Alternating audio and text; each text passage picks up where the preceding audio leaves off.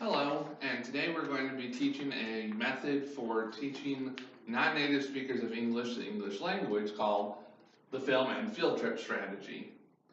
The strategy is not for teaching new material, it's for reinforcing already learned material through use of visual aid and interaction via a film or a field trip. Now, for this demonstration of this strategy, we are going to be working with The Lion King. Copyright Disney, 1994. So the way this works is you present them, if we're going with the film end of things, you present them with a film or film clip and have them watch it, and ideally have them answer questions to gauge how they're doing in their comprehension. These questions will also help you as a teacher gauge, number one, how are they learning? Number two, how effective are your teaching methods? Because you want the film to be challenging but not impossible. As I already said, this is a method for reinforcing, not teaching new material. So you want to use a video that's going to have mostly vocabulary they're already familiar with. The Lion King, the vocabulary for a native speaker of English is comprehensible for your younger elementary student, like kindergarten and first grade.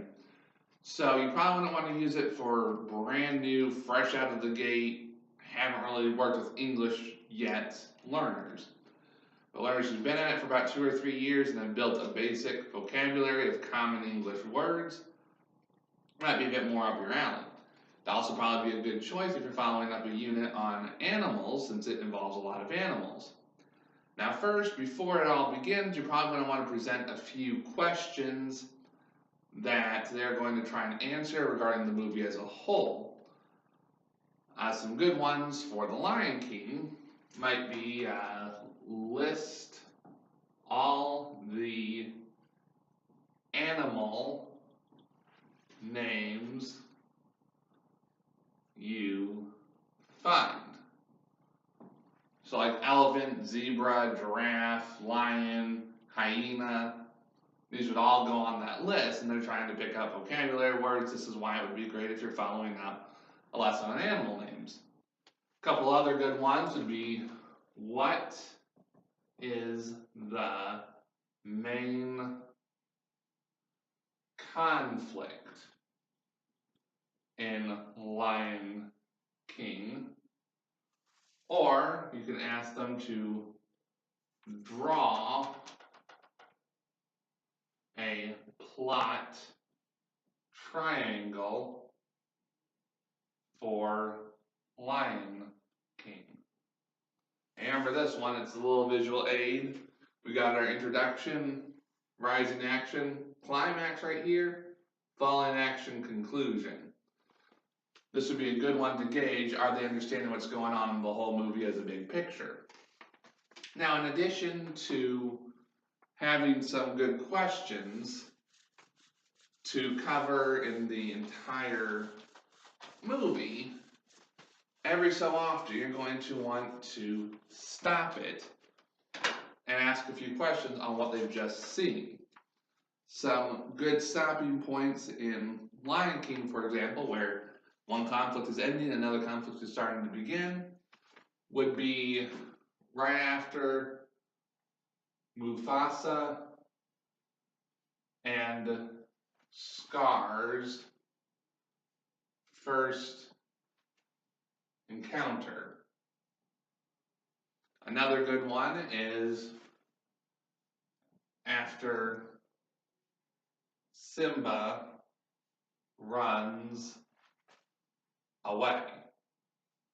And the third good stopping point is when Simba chooses to return to Pride Rock. A good question to answer in all three of these situations is, what do you think is going to happen next? What do you think is going to be the next conflict?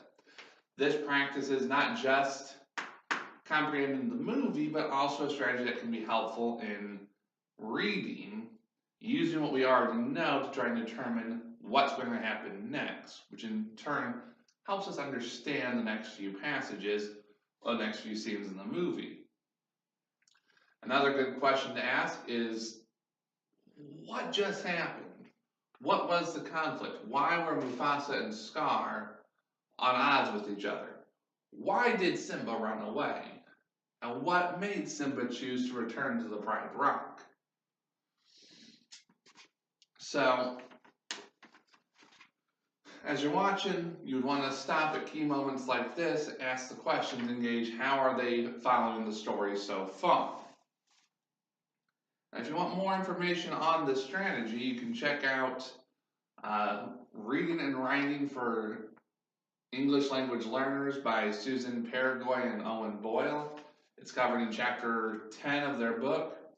You can also, there's lots of blogs and articles and research online about this method. Just simply Google film and field trip method.